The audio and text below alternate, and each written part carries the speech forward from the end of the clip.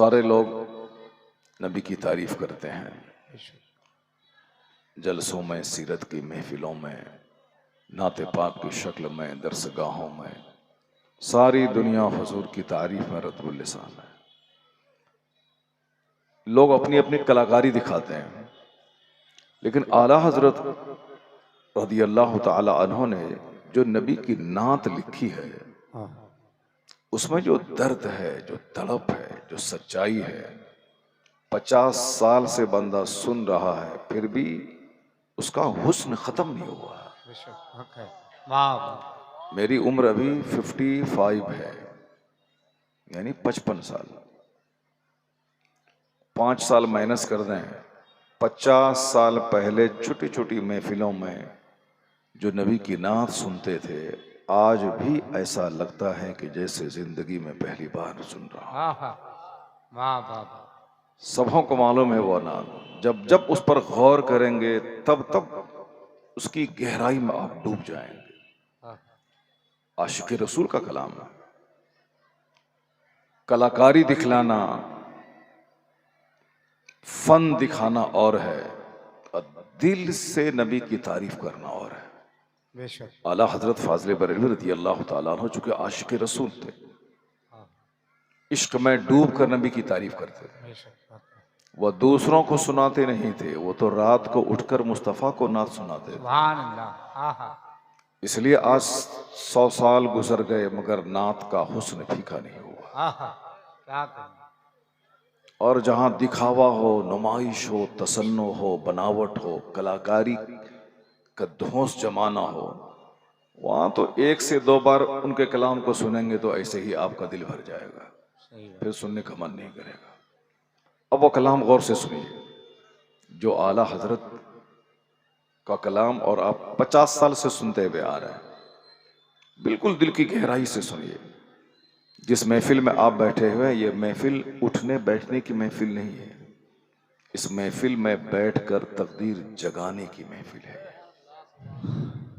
Mobile लेके नाचने की महफिल नहीं है कि बैठे मोबाइल लिया चल दिए, सारी जिंदगी नाचता रहेगा वो जो इस तरह की पाकीज़ा महफिलों में भी नाचने के लिए आता है। ये महफिल कॉमेडी की महफिल नहीं है, ये कोई लतीफ़ा की महफिल नहीं है। सारे लोग तो लतीफ़ा कर ही रहे हैं, सर्कस में, नाटुंगी में, फिल्म हॉल में एंकर लोग नाच नाच के खबरें सुनाते हैं, वो सब तो कर ही रहे हैं। एक महफिल है पाकीज़ा जहां दिल के सजाने की बात होती है, जहां आंसू बहाने की बात होती है, जहां दुनिया से ज्यादा आखिरत सजाने की बात होती है। यही एक महफिल है, रूए जमीन पर यही एक महफिल है। इससे बेहतर कोई मजलिस नहीं। आप 1000 रहते हैं, 1,00,000 फरिश्ते यहां रहते हैं।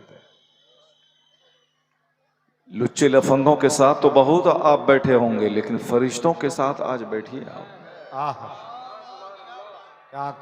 बैठिए। जब मैं अपने बच्चों को देखता हूँ, वो नाचता है, आया बैठा 5 मिनट रहा, नाच सुना और मोबाइल लिया, नाचते हुए भाग गया, जैसे कि हाँ वो डांस सुनने देखने के लिए आया था या कोई गाना सुनने आया था। ऐसा नहीं। मुसहर का बेटा जो हिंदुओं में सबसे निचला तबका है, उसका बेटा ब्लॉक डेवलपमेंट ऑफिसर बन रहा, उसका बेटा डिस्ट्रिक्ट मजिस्ट्रेट बन रहा, उसके मोहल्ले में जहां बच्चे आवारा घूमते थे, आज वहां उनके बच्चे शाम के वक्त में पढ़ रहे हैं। और जिसने सारी दुनिया को इल्म और फन से रूशनास कराया, जिसने दुनिया को बताया कि नॉलेज इज पावर, इल्म ताकत का नाम है, जिसने सारी दुनिया को कहा नॉलेज इज लाइट, शिक्षा प्रकाश का नाम है, शिक्षा शक्ति का नाम है। कोई स्कूल दुनिया में नहीं था। आज से 1400 साल पहले कोई स्कूल ही नहीं था, ना अमेरिका नाम का कोई मुल्क था, एक कॉलेज नहीं था दुनिया में। बस एक दरख्त है, 2-4 लोग बैठे हुए हैं। गुरुकुल का जमाना था, गुरुजी वो 2-4 बच्चों को शिक्षा देते थे, बस यही दौर था। कोई स्कूल कॉलेज नहीं था। ये सब 500 साल के अंदर की कहानी है। लेकिन आज सारी दुनिया में इल्म का उजाला है, घर घर इल्म पहुंच चुका है। आज हिंदुस्तान में कई लाख इंजीनियर हैं, कई सौ कई हजार नहीं, कई लाख इंजीनियर हैं। हिंदुस्तान आज इंजीनियरों का मुल्क कहलाता है। अमेरिका टेक्नोलॉजी का दादा कहलाता है, सरदार सरगना कहलाता है। अब बाकी है भी, हवाई जहाज जिससे चल के मैं आज आया हूं यहाँ आपके पास, कल मैं बंबई में था, आज मैं चल को कोई मुसलमान नहीं बनाया उसको। बनाने वाला अमेरिका का दो भाई है, राइट ब्रदर्स। दिमाग चलाया और हवाई जहाज दिया, वो मर गया। लेकिन आज हमारे और आपके जैसे करोड़ों मुसलमान उस जहाज का इस्तेमाल करके मदीना जाते हैं। तो ये बनाया अमेरिका के दो भाइयों ने है, लेकिन बनाने का मजाज, गौर फिक्र करने का, सोचने का, दिमाग जला जला कर नई नई चीज लोगों को देने का, ये मजाज इस्लाम ने दिया है। आदमी वो नहीं है जो दूसरों को लूटे, आदमी वो नहीं है जो दूसरों को नोचे, आदमी वो नहीं है जो दूसरों को ठगे। आदमी कौन है? जो अपने से दूसरों को फायदा पहुंचाए। वाह वाह वाह। बिल गेट्स के पास बेपनाह दौलत है। वो कहते हैं कि मैं एक वक्त में 2 ही रोटी खा सकता हूं, मगर मेरे पास करोड़ों रोटियों के खरीदने की दौलत है, क्या करूं? एक टाइम में एक ही कार पे चल सकता हूं, लेकिन मेरे पास 10-10 करोड़ रुपए की 50 कारें खरीदने की सलाहियत है। मेरे नौकर गुलाम कार पे चल रहे हैं, मैं क्या करूं? फिर भी वो बंदा 18 से लेके 16 घंटे तक डेली मेहनत करता है। हमारे पास कुछ नहीं है, बस छोटा सा घर, एक छोटी सी आल्टो, एक छोटी सी बाइक। उसके बावजूद सोते हैं रात के 2 बजे, उठते हैं दिन के 10 बजे। मेरे पास बहुत है, कुछ नहीं है, फिर भी कहते हैं मेरे पास बहुत है। और जिनके पास इतनी दौलतें हैं कि 1000 करोड़ की आबादी वाली इस दुनिया में, जो richest man of the world, जो दुनिया का सबसे बड़ा मालदार आदमी, दुनिया की आबादी 1000 करोड़ है।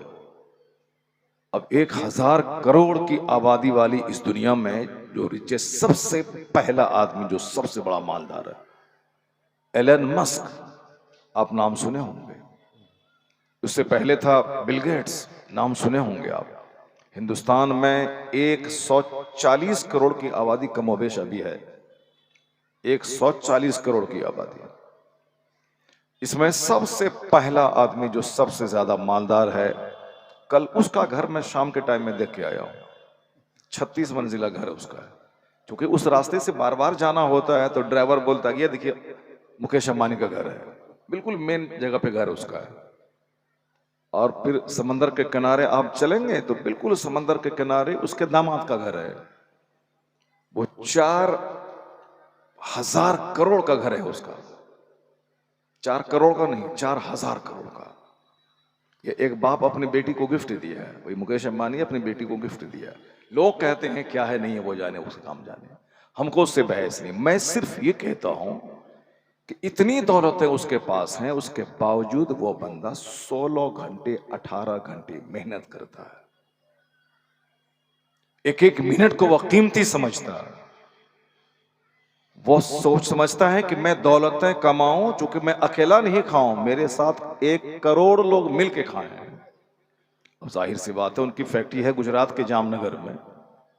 वो फैक्ट्री 15-20 किलोमीटर दूर तक आप चलते रहें तो उनकी फैक्ट्री है। मैं देखा उस फैक्ट्री को, 15-20 किलोमीटर दूर तक चलते रहें तो उसकी फैक्ट्री है।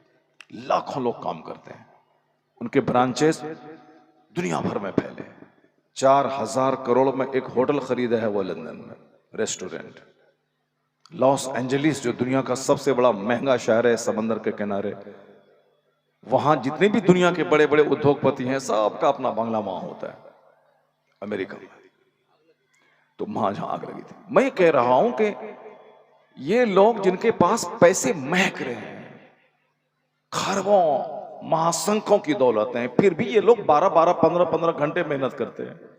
रोजाना उस वक्त तक नहीं नाश्ता खाते हैं जब तक कि 50 पेज किताब पढ़ नहीं लेते। और हम लोगों का हालात कुछ नहीं है फिर भी एक पेज नहीं पढ़ना, कुछ नहीं है फिर भी साल में एक दिन 2 घंटा बैठ के गुफ्तगू नहीं सुननी है। उनके पास सब कुछ मौजूद है फिर भी रोजाना 200 पेज पढ़ते हैं। वो कहते हैं कि इससे मुझको एनर्जी मिलती है, इससे मुझको ताकत मिलती है। और ताकत यही है कि मैं अकेला कमाऊं। मेरी फैक्ट्री में 50,000 लोग काम करते हैं, 50 हर एक आदमी के साथ में 10-10 लोग खाने वाले होते हैं। तो मेरी कमाई से करोड़ों लोग पल रहे हैं, तो इसी से मेरे दिल को सुकून मिल जाता है। ये मजाज किसने दिया है कि अपने से दूसरों को फायदा पहुंचाइए? पूछिए इन उलमाए कराम से। ये सारा मजाज इस्लाम ने अता किया है। क्यों? जिस जमाने में कोई कॉलेज नहीं था, कोई स्कूल नहीं था, उस जमाने में पैगंबर आजम अलैहिस्सलाम ने कहा था खैरुन्नास मै यनफ़उन्नास, लोगों में सबसे अच्छा आदमी वह है जो अपने से लोगों को फायदा पहुंचाने वाला। आदमी वही है जो अपने से दूसरों को फायदा पहुंचाए, जबान से अच्छी बातें बोल के फायदा पहुंचाए, दूसरों का गम सुन के फायदा पहुंचाए, दूसरों के साथ 2-4 कदम चल के उसको फायदा पहुंचाए, दूसरों को कर्ज दे के फायदा पहुंचाए, दूसरों की मेहमान नवाजी करके उसको फायदा पहुंचाए, अच्छा मशवरा दे के फायदा पहुंचाए, दूसरों से मुस्कुरा के फायदा पहुंचाए। ये आखिरी दर्जा है। पैसा देना, कर्ज देना, घर देना, जमीन देना, गाड़ी देना, पैसे दे देना, ये सब तो हाई क्वालिटी का अखलाक है। अखलाक का अदना दर्जा है कि सामने वाले से मुस्कुरा के मिल देना। और ये स्माइलिंग, ये मुस्कुराहट, इस पे आजकल उसकी प्रैक्टिस की जाती है। जिस हवाई जहाज पे आप चढ़ते हैं उसमें जो 2-4 खवातीन औरतें होती हैं, वो 1 सेकंड मुस्कुराती हैं, दूसरे सेकंड फिर वो अपनी हालत पे आ जाती है। ये प्रैक्टिस है, ये प्रैक्टिस है। अगर आप लाइट जला करके उसको बुलाएंगे तो वो मुस्कुरा के आपका इस्तेकबाल करेगी, उसकी प्रैक्टिस है। और जाहिर सी बात है, जो शख्स आपसे मिल रहा हो उसका चेहरे पे गुस्सा हो तो आप कभी उससे मिलना नहीं चाहेंगे। अल्लाह ताला दोबारा इसका मुंह नहीं दिखलाए। लेकिन जो शख्स मुस्कुरा के मिलता हो आपसे तो आप बार बार उससे मिलना चाहते हैं। अगर आप मेरे मदरसे में दाखिल हो गए, अगर आपके नाजिम साहब मदरसे की मुस्कुरा के आपसे मिले, कहा बैठिए, तो फिर आप बार बार आएंगे मिलने के लिए। लेकिन अगर नाजिम साहब बिल्कुल तेवरी चढ़ा करके कहा भाई कहाँ है, फिर आप बोलेगा कि अल्लाह ताला मुझको कभी दोबारा यहां ना लाए। स्माइलिंग फेस, मुस्कुराना दिलों के जीतने का एक सबसे जबरदस्त तरीका है। स्कूल में उसकी ट्रेनिंग है, हवाई जहाज में उसकी ट्रेनिंग है, फैक्ट्री में उसकी ट्रेनिंग है, कॉलेज में उसकी ट्रेनिंग है। बाज़ाब्ता स्माइलिंग पे जोर दिया, स्माइलिंग मुस्कुराहट की प्रैक्टिस करवाई जाती है। लेकिन आपको ताज्जुब होगा कि बात तो हालांकि मुझको बहुत सारी करनी है, लेकिन जब बात छिड़ गई है तो आप सुन लीजिए, हो सकता है कि मैं इस बात को भूल जाऊं।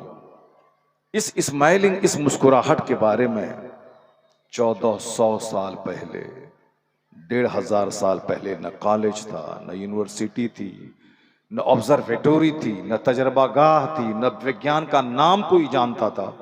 Physics, chemistry, biology, zoology, botany का नाम भी कोई नहीं जानता था। ये सारी बातें 500 साल के अंदर की बातें हैं। मगर हुजूर ने, आका अलैहिस्सलाम ने 1400 साल पहले क्या कहा? आका फरमाते हैं वला तहक़िरन्न मिनल मारूफ शैआ वलौ अन तल्का अखाका बिवजहिन तलक़ी। हुजूर फरमाते हैं किसी नेकी को हल्की मत समझना, हकीर मत समझना, यहां तक कि तू जो अपने भाई से मुस्कुरा के मिलता है यह भी तेरी तरफ से सदका है। नारे तकबीर, नारे रिसालत। क्या बात कह दी हुजूर ने। आज मुस्कुराहट पे जोर दिया जाता है दुनिया में, और हुजूर ने इस मुस्कुराहट को इबादत का दर्जा अता फरमा दिया। लोग उसे बिजनेस करने का तरीका समझते हैं। बिजनेस डेवलप करना है तो मुस्कुराइए, कारोबार बढ़ाना है तो मुस्कुराइए, अपना फ्रेंड सर्किल बढ़ाना है तो मुस्कुराइए, अपने मदरसे में चंदा बढ़ाना है तो मुस्कुरा के मिलिए। यानी एक मफाद से लोगों ने जोड़ दिया है और हुजूर ने इस मुस्कुराहट को इबादत से जोड़ दिया। वाह वाह। अपने भाई से मुस्कुरा के मिलना तेरी तरफ से सदका है। इसलिए आला हजरत ने आज से 100 साल पहले जो बात कही, वो बात कैसी लाजवाब बात कह दी। कोई थिंकर बड़ा नहीं है, कोई प्रोफेसर बड़ा नहीं है, कोई बैरिस्टर बड़ा नहीं है, कोई दूसरा रिफॉर्मर बड़ा नहीं है, सबसे आला व औला हमारा नबी। नहीं बोलेंगे आप लोग? सब बोलिए मिलके, सबसे आला व औला हमारा नबी, सबसे बाला व वाला हमारा नबी। बताइए क्या बात कह दी आला हजरत। हजारों किताबों में जितनी तारीफें हैं सबका निचोड़ आला हजरत ने पेश कर। Our prophet is the most sublime and the highest, our prophet is the most elegant and the greatest.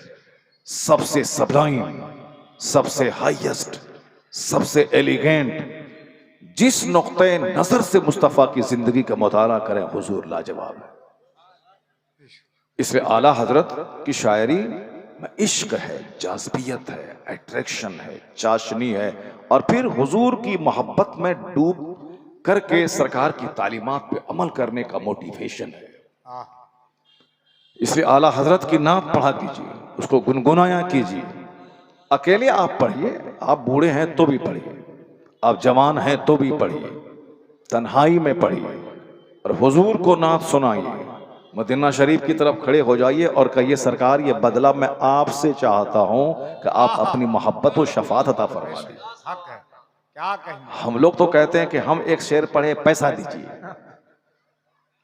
कि ऐसा कैसा लगा शेर, कैसी लगी मेरी आवाज, टका दीजिए। मगर आला हजरत रात में नात पढ़ते थे हुजूर से कि सरकार शफात अता फरमाइए। वाह क्या जूदो करम है शहे बदहा तेरा, नहीं सुनता ही नहीं मांगने वाला तेरा। और हुजूर अता फरमाते थे, इतना अता फरमाया आला हजरत को कि बंगाल में रजा, बिहार में रजा, कश्मीर में रजा, साहब राजस्थान में रजा, गुजरात में रजा, क्या भारत की बात कहते हैं, अमेरिका में रजा, हॉलैंड में रजा, ब्रिटेन में रजा, ऑस्ट्रेलिया में रजा, नॉर्वे कनाडा में रजा, हॉस्टन सिटी ऑफ अमेरिका में रजा, वादी रजा की कोहे हिमालय रजा का है, जिस समत देखिए वो इलाका रजा का। ये इनाम है मुस्तफ़ा की तरफ से रजा का कि तूने अपनी जिंदगी तहफ़्फ़ुज़े नामूस रिसालत के लिए डेडिकेट कर दिया। अब जब तक जिक्र मुस्तफ़ा का रहेगा उस वक़्त तक रजा का डंका बजता रहेगा। अब वो नात सुनिए आला हजरत ने आगे, इसी नाते पाक में क्या कहते हैं आगे। आला हजरत कहते हैं, अपने मौला का प्यारा हमारा नबी। हम लोग 50 साल पहले सुनते थे, अब पढ़ते भी थे, और आज भी पढ़ते हैं तो लगता है कि जैसे पहली बार पढ़ रहे हैं। आप लोग साहब कॉमेडी सुन के अब मजा लेते हैं, कोई लतीफा सुन के मजा लेते हैं, मत कीजिए वो सब काम। इस रोए जमीन पर यही तो एक दरसगाह है, यही तो एक महफिल है जो नाच से खाली है, जो कॉमेडी से खाली है, जो साहब फालतू बातों से खाली, जहाँ हदीस सुनाई जाती है, जहाँ कुरान सुनाया जाता। और है कहाँ, हर जगह तो नाच गाने ने जगह ले लिया। 70 साल की बुढ़िया तो नाची रही है शादी में कि मेरे पोते की शादी है, 50 साल की औरत तो नाच ही रही है कि मेरे बेटे की शादी है, और ये हमारा बेरोजगार नौजवान बेगाने की शादी में ये अब्दुल्ला दीवाना होके नाच रहा है, मेरे यार की शादी है। सब तो नाच ही रहा है। अब यहां भी आप नाचेंगे तो फिर क्या रह जाएगा। यहां सिर्फ कुरान सुनिए, यहां सिर्फ हदीस सुनिए, यहां सिर्फ अपने आलिमों का चेहरा देखकर अपने दिल की गंदगी साफ कीजिए। नेक लोगों का चेहरा देखिए, नेक लोगों के साथ बैठिए, आधा घंटा बैठिए, मगर यहां से जब जाइए थी इसका असर 30 दिन तक आपके सीने में महसूस हो। आज आंखें मोतियाबिंद के मर्ज का शिकार हो रही हैं, क्योंकि लोग रो ही नहीं रहा है, सब हंस रहा है। कॉमेडी सुन रहा है, कोई श्रीवास्तव को सुन रहा है, कोई पाकिस्तान के उमर शरीफ को सुन रहा है, और कोई उर्सों का रोल अदा करते हुए महफिल में, हमारी इस पाकिज़ा महफिल में आकर के हंसाने के लिए जुमले तलाश करता है ताकि ऐसा बोले कि लोग हंसने लगे। तो उमर शरीफ कर ही रहा पाकिस्तान का, अब जिंदा है कि मर गया हमको नहीं मालूम, लोग बताते हैं। हिंदुस्तान में भी 2-4 आदमी था जो खूब हंसाता था और हंसाने के प्रोग्राम ही चल रहा उसका। वो लोग तो कर ही अपने मंच से हंसने का पैगाम दे ही रहा है। कोई एक मंच हो जहां से रोने का पैगाम दिया जाए, जहां से आंसू बहाने का पैगाम दिया जाए, जहां से बताया जाए कि हुजूर ने फरमाया है, लौ तअलमून मा अअलम लदहिकतुम कलीलन व लबकैतुम कसीरा। अक़ल इस्लाम फरमाते हैं, जो बात मैं जानता हूं अगर तुम भी जान लो तो हंसोगे कम, रोओगे ज्यादा। और ये बात अल्लाह ने कुरान शरीफ में कही, फलयदहकू कलीलन वलियबकू कसीरा, कि हंसो कम रो ज्यादा। अल्लाह जो हमारा पैदा करने वाला है, जो आपका मालिक है, जो एक पानी के नापाक कतरे से हमको और आपको पैदा किया है, हमारी बुनियाद इतनी कमजोर है कि जब आप गौर करेंगे तो चेहरा शर्म से झुक जाएगा। लोग इतरा के चल रहे हैं, सारे लोग इतरा रहे हैं कि मेरा माल, मेरा मकान, मेरा घर, मेरी गाड़ी, मेरा शहर, मेरा मार्केट, मेरा कॉम्प्लेक्स, मेरा मेरा मैं में सब जी रहे हैं। कुरान शरीफ में इन उलमा कराम से पूछिए कि 1 दर्जन जगहों में हमारी और आपकी पैदाइश का जिक्र है, पैदाइश का चर्चा, और वो किस लफ्ज में है? अल्लाह फरमाता है, वलक़द खलक़नल इंसान मिन सुलालतिन मिन तीन, हमने इंसान को एक बजती हुई मिट्टी से पैदा किया। एक जगह आया है, हमने इंसान को मिन तीनिन लाज़िब, चपचपाती हुई मिट्टी से मैंने बनाया। यानी जब मिट्टी को गोंधा जाता है तो वो लट करने लगती है, लस। मिन तीनिन लाज़िब, उस लीसदार मिट्टी से मैंने पैदा किया। एक जगह अल्लाह कहता है, फलियंजुरिल इंसानु मिम्मा खुलिक़, खुलिक़ मिम्मा इन दाफ़िक़ यख़रुजु मिन बैनि सुल्बि वत्तराइब। अल्लाह कहता है, a man should consider in his creation how he is created. आदमी को अपनी पैदाइश पे गौर करना चाहिए कि वह पैदा हुआ कैसे है।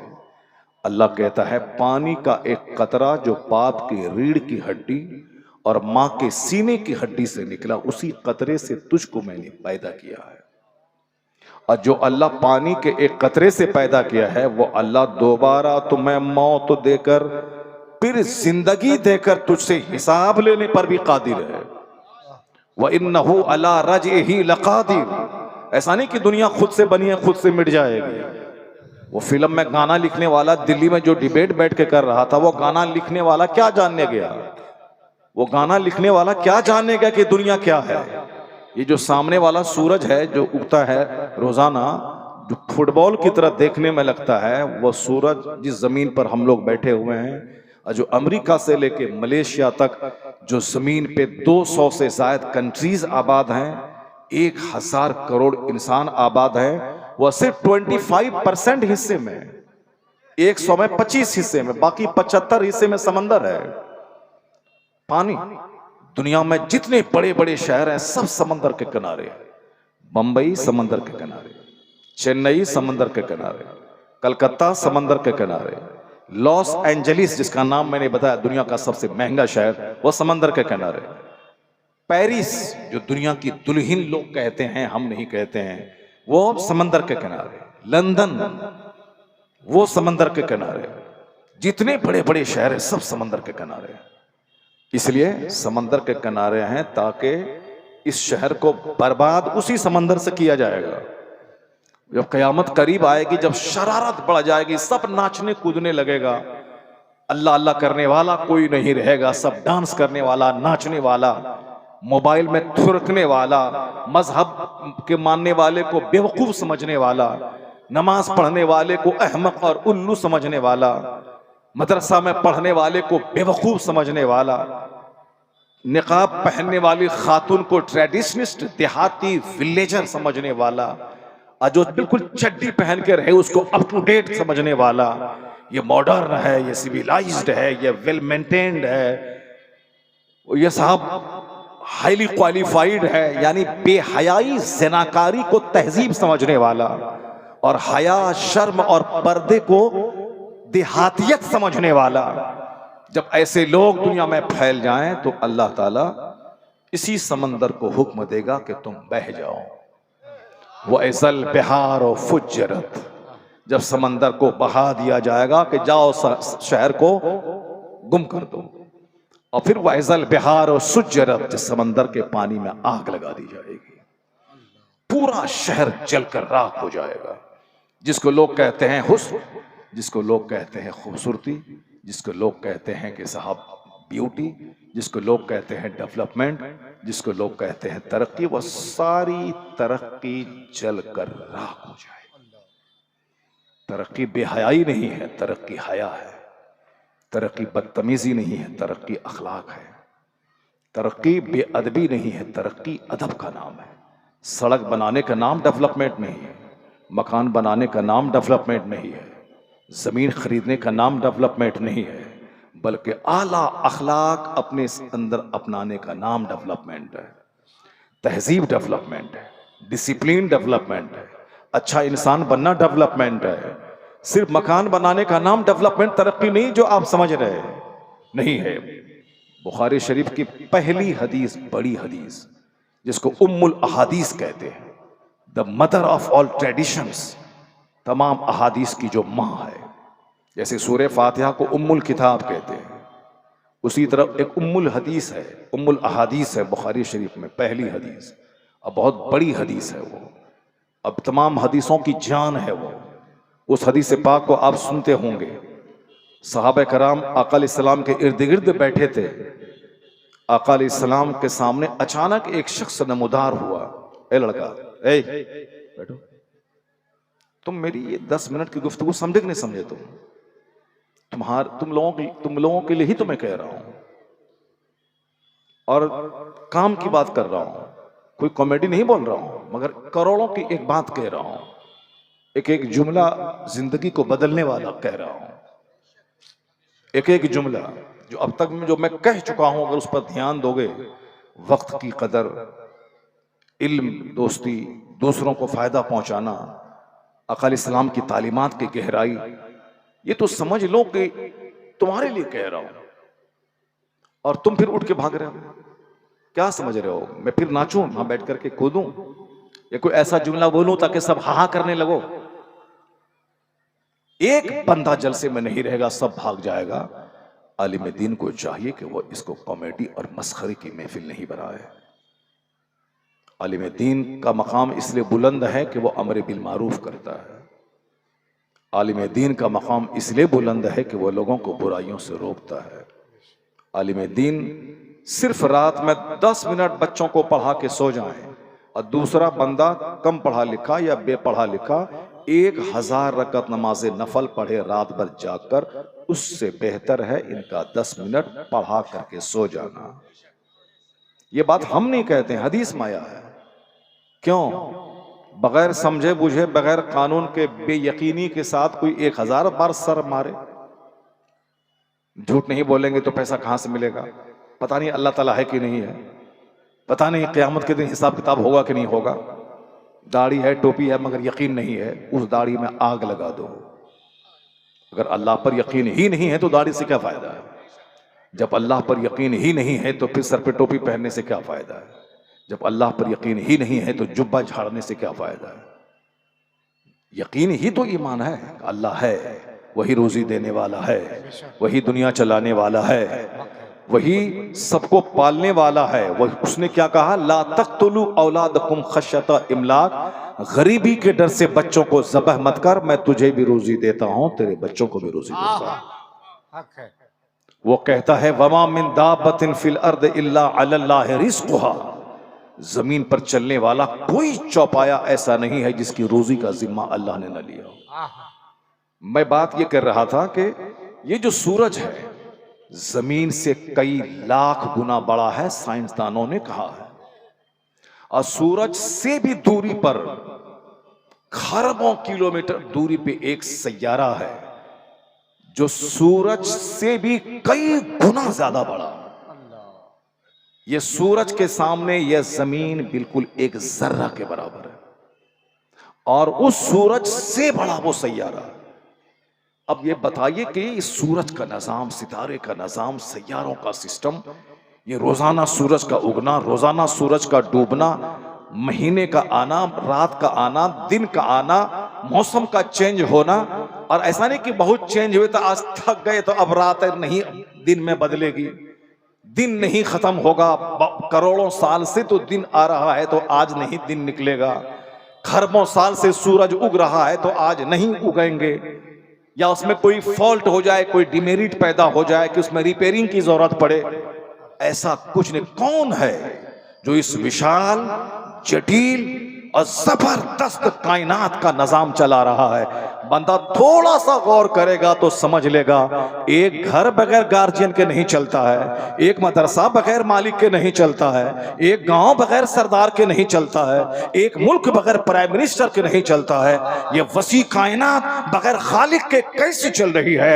यह कायनात का सिस्टम बताता है कि अल्लाह है और वो अभी एक है, वो हमेशा से है, हमेशा रहेगा, सारी कायनात वही चलाता है। नारे तकबीर, नारे रिसालत, ये फिल्म में गाने लिखने वाला वो क्या जाने गया?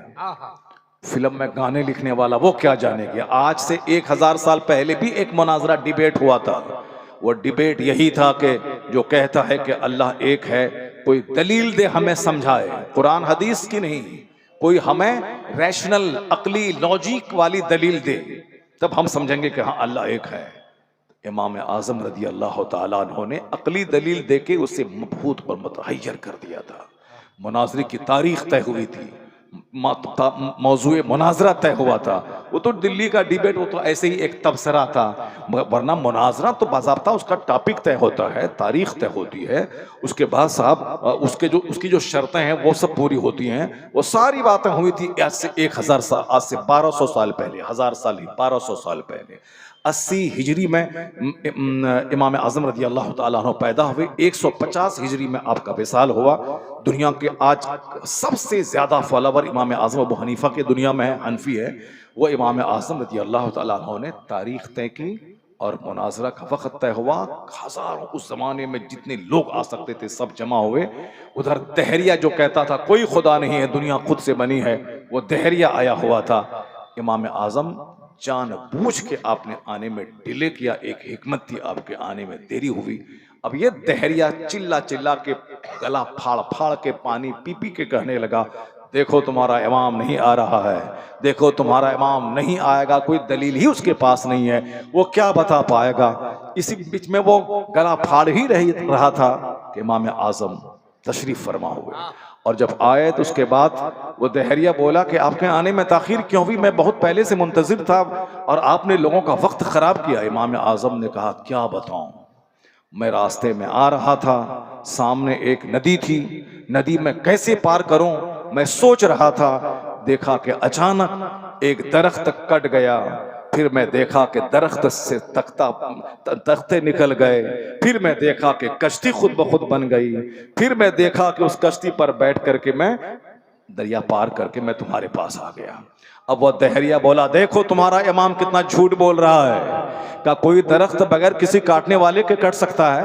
क्या तख्ता बगैर किसी बड़ी फाड़ने वाले के फट सकता है? क्या नाव, कश्ती किसी बनाने वाले के बगैर बन सकती है? ये कितना बड़ा सफेद झूठ बोल रहा है। इमाम आजम ने कहा कि ए मुल्हिद ए बेदीन, सुन ले, जब एक दरख्त बगैर किसी काटने वाले के नहीं कट सकता, जब एक कश्ती बगैर बनाने वाले के नहीं बन सकती, ये कायनात बगैर किसी बनाने वाले के कैसे बन गई है, ये बता दे। इमाम आजम का जवाब था, वो तहरिया खामोश हो गया। सारे मजमे में अल्लाह पर मजबूत यकीन की कैफियत पैदा हो गई। कहा, किसी की छोटी सी खोपड़ी में आए ना आए, मगर यह बात हक है कि दुनिया बनाने वाला खुदा है और वो अकेला है, वो हमेशा से है, हमेशा रहेगा, वही सारी कायनात चलाता है। और जिस दिन वो चाहेगा कायनात में जलजला आएगा, कायनात का विनाश होगा, दुनिया का विनाश होगा, क़यामत आएगी, फिर उसके बाद दोबारा लोगों को जिंदा करके उससे हिसाब किताब लिया जाएगा। रब्बना मा खलक़्ता हाज़ा बातिला सुब्हानका फ़क़िना अज़ाबन्नार। जो जितना ज्यादा डीप में डूबता है, गौर व फिक्र करता है, दिमाग जलाता है, आसमान और सूरज के निज़ाम को देखता है, वो आखिर में यही कहता है क्या, इन्न फ़ी ख़ल्क़िस समावाति वल अर्द वख्तिलाफ़िल लैलि वन नहार लआयातिल लिउलिल अलबाब अल्लज़ीना यज़कुरूना अल्लाह क़ियामन व क़ुऊदन व अला जुनूबिहिम व यतफ़क्करून फ़ी ख़ल्क़िस समावाति वल अर्द रब्बना मा खलक़्ता हाज़ा बातिला सुब्हानका फ़क़िना अज़ाबन्नार। अल्लाह कहता है कि ज़मीन आसमान की पैदाइश में, रात और दिन के बदल बदल कर आने में अक्लमंदों की आंख खुलने की बातें हैं। अक्लमंद वह जो इस पर गौर करते हैं तो उठते हुए, लेटे हुए, बैठे हुए अल्लाह का जिक्र करते हैं। वह यतफ़क्करून and they consider in the creation of the heavens and the earth. वो आसमान और जमीन की पैदाइश में गौर व फिक्र करते हैं। उसके बाद उसका ईमान ऐसा पुख्ता होता है, वो कहता है रब्बना मा खलक़्ता हाज़ा बातिला, तूने इस कायनात को बेकार नहीं बनाया है। मैं जितनी भी इबादत करूं, तेरी इबादत का हक मुझसे अदा नहीं हो पाएगा। बस तू अपने फजल से मुझे जहन्नम की आग से बचा दे। सुब्हानका फ़क़िना अज़ाबन्नार। बंदा दिमाग जलाएगा तो जर्रा जर्रा बताएगा कि खुदा है, वही रोजी देने वाला है। मुसलमानों के सर पे टोपी है, मगर धीरे धीरे यकीन कमजोर हो रहा है कि झूठ नहीं बोलें तो माल कहां से आएगा, सूद नहीं खाएं तो पैसा कहां से बढ़ेगा, ठगें दूसरों को नहीं तो माल कहां से आएगा। यानी ठगी का कारोबार लोग कर रहे हैं। यकीन विश्वास करें कि अल्लाह रोजी देने वाला है। मैं नहीं झूठ बोलूंगा, बच्चे मेरे मर जाएं मगर मैं झूठ नहीं बोलूंगा। जब अल्लाह देख लेगा कि ये बंदा मुझ पर यकीन कर रहा है, वहां से रोजी देगा जहां से बंदा सोच नहीं सकता। वमन यत्तक़िल्लाह यजअल लहू मखरजा व यरज़ुक़हु मिन हैसु ला यहतसिब। जो अल्लाह से डरता है, अल्लाह मुश्किल से निकलने का रास्ता पैदा फरमा देता है और वहां से रोजी देता है जहां से बंदा सोच नहीं सकता। अल्लाह वहां से रोजी देता है। सिर्फ यकीन होना चाहिए, मजबूत यकीन। ये यकीन को ख़त्म करने वाली चीज़ें हैं मस्खरा, यकीन को ख़त्म करने वाली चीज़ें हैं जोकिंग, यकीन को ख़त्म करने वाली चीज़ें हैं ड्रामा, यकीन को ख़त्म करने वाली चीज़ें हैं साहब कॉमेडी। ये कॉमेडी नहीं बल्कि कुरान सुनिए, कॉमेडी नहीं बल्कि हदीस सुनिए, कॉमेडी नहीं बुजुर्गान दीन की जिंदगी सुनिए। अब जरा गौर से सुनिए मेरी बात जो मैं आप तक पहुंचाना चाह रहा हूं। मैं ये कहना चाहता हूं कि हुजूर की सारी बातें लाजवाब, हुजूर का हुस्न लाजवाब, हुजूर की ज़ात लाजवाब, हुजूर की ज़ाहिरी हयात लाजवाब, हुजूर की अभी की जिंदगी लाजवाब। यानी सारी चीजें यूनिक और लाजवाब हैं। क्यों लाजवाब हैं? अपने मौला का प्यारा हमारा नबी, दोनों आलम का दूल्हा हमारा नबी। Our prophet is the beloved messenger of his creator. Our prophet is the bridegroom of this world and the hereafter. और आला हजरत ने कितनी जबरदस्त बात कह दी, हुस्न खाता है जिसके नमक की कसम, है वह मली ही दिल आरा हमारा नबी। हुस्न जिसके, हुस्न खाता है जिसके नमक की कसम। यूं तो यूसुफ अलैहिस्सलाम को दुनिया का आधा हुस्न दिया गया था, लेकिन वह हुस्न में वाइटनेस था। वह हुस्न हुस्न सुबह ही था। और आका दो जहां अलैहिस्सलाम का हुस्न, ये हुस्न है जो मलाहत लिए हुआ था, जिसमें नमकीनियत थी। और इस हुस्न में कशिश ही कुछ और होती है। तो आला हजरत कहते हैं हुस्न खाता है जिसके नमक की कसम, है वह मली ही दिल आरा हमारा नबी। Our prophet has such a beautiful complexion, the beauty itself takes an oath by his attraction. Ala Hazrat के इस कलाम की जो जान है, जो मिसरा सबको मालूम है, बच्चे बच्चे की जबान पे है। कौन देता है देने को मुंह चाहिए, देने वाला है सच्चा हमारा नबी। सारे लोग मिलकर पढ़िए, कौन देता है देने को मुंह चाहिए, देने वाला है सच्चा हमारा नबी। जाहिर सी बात है अल्लाह ने अपने महबूब को मालिक को मुख्तार बना दिया है, कायनात के खजानों की कुंजियां आपको दे दी हैं। और हुजूर कहते हैं वल्लाहु युअती व अना कासिम, अल्लाह देता है मैं बांटने वाला हूं। अल्लाह मुझे देता है, मैं डिस्ट्रीब्यूटर हूं, मैं बांटने वाला हूं। इसलिए रजा ने कहा कौन देता है देने को मुंह चाहिए, देने वाला है सच्चा हमारा नबी। Our prophet is the true distributor of God's favours, He alone can give because he has these powers। बस मैं आखिरी बात कहूं और मैं आगे बढ़ता हूं, आप गौर से मेरी गुफ्तगू समाअत करें। आला हजरत के शेर में नसीहत है, आला हजरत के शेर में मानवीयत है। आला 1 घंटे की तकरीर एक तरफ, एक मिसरा एक तरफ। आज लोग किसी जमींदार के सामने खड़े, किसी गोंडे से दोस्ती करते हैं ताकि मेरे वक्त पे वो काम आए, किसी दलाल से दोस्ती करते हैं ताकि वक्त पे काम आए। और बंगाल में पॉलिटिक्स इस कदर के, सियासत इस कदर गहरी हो चुकी है कि पढ़ा लिखा आदमी भी किसी न किसी पार्टी से जुड़ा रहना चाहता है ताकि मुझ पर जब संकट पड़े तो ये मेरी पार्टी का वर्कर मुझको काम आए। इसीलिए कोई तृणमूल में है, कोई सीपीआई में है, कोई सीपीआई-एमएल में है, कोई कांग्रेस में है और कोई मुसलमान नाम का आदमी भाजपा में है ताकि हम पर संकट पड़े तो ये मुझको मेरे काम आए। संकट की घड़ी में काम आने के लिए कोई नेता के सामने हाथ फैलाए हुआ है, कोई किसी गोंडे से दोस्ती करता है, उस गोंडे को अपने दरवाजे पे लाके कभी उसकी महंगी गाड़ी खड़ी करता है ताकि आसपास के सारे मेरे पड़ोस के लोग मुझसे डरने लगे कि इसका संबंध उस गोंडे से है, उस बड़े गोंडे से है। मुसीबत में वो काम आएगा। रजा ने 100 साल पहले कहा, क्यों किसी गोंडे, क्यों किसी पत्नीदार, क्यों किसी सरदार का सहारा लेता है जब मुस्तफा सारी कायनात के मददगार मौजूद हैं। गमज़दों को रजा मुज़्दा दीजिए कि है बेकसों का सहारा हमारा नबी। गमज़दों को रजा मुज़्दा दीजिए कि है बेकसों का सहारा हमारा नबी। Our prophet will help the helpless through his compassion because Allah has give him these powers। अल्लाह ने उसे वो ताकत दी है कि गमज़दों की वो मदद कर सके। Give this good news to those who are grief ridden। जो मुसीबत ज़दा है, जो मुसीबतों में फंसा है, उसको ये बशारत सुना दीजिए कि मुसीबत में काम आने वाली ज़ात दुनिया में भी, कब्र में भी, हश्र में भी मुस्तफ़ा जाने रहमत की ज़ात गिरामी। यहाँ जब रूह निकलेगी, मुस्तफ़ा का दीदार हुआ तो रूह निकलने की सारी तकलीफें भूल जाओगे। कब्र में जब सन्नाटा, अंधेरी कोठरी, जहाँ न बीवी, न बच्चे, न भाई, न बंधु, कोई नहीं रहेंगे, जिसके लिए मैं जीता रहा सारी जिंदगी, उसमें का एक फर्द मेरे साथ कब्र में नहीं रहेगा। उस अंधेरी कोठरी में उजाला बख्शने के लिए मुस्तफ़ा जाने रहमत तशरीफ ले आएंगे। जहाँ क़यामत के दिन एक एक नेकी में भीख मांगूंगा अपनी औलाद से, अपनी बीवी से, अपने वालिदैन से, अपने दोस्त यार से, एक नेकी कोई नहीं देगा। उस संकट की घड़ी में मुस्तफ़ा जाने रहमत काम आएंगे, उस संकट की घड़ी में आका काम आएंगे। इसलिए रजा ने कहा कि गमज़दों को रजा मुज़्दा दीजिए कि है बेकसों का सहारा हमारा। ये बताइए कि मैंने आज 50 साल पहले जो नात पढ़ी थी, जो मैं पढ़ता था, वो मैंने आपको सुनाया। अब इस नात के सुनाने का मकसद यही है, उसका अंग्रेजी ट्रांसलेशन सुनाने का मकसद यही है कि हमारे वह बच्चे जो स्कूल कॉलेज में पढ़ते हैं, जो मौलाना साहब लोगों को अहमक समझते हैं कि इनको अंग्रेजी नहीं आती है, वो बच्चे जान जाएं कि मैंने अंग्रेजी में एमए किया है। और ये मामूली एमए नहीं किया है, 500 बच्चों में मेरा रिजल्ट मैट्रिक में सबसे टॉप रहा है। 10th क्लास 500 बच्चों में सबसे टॉप रिजल्ट रहा है। और फिर मदरसा छोड़ के नहीं, मदरसे में पढ़ने के साथ रहा है।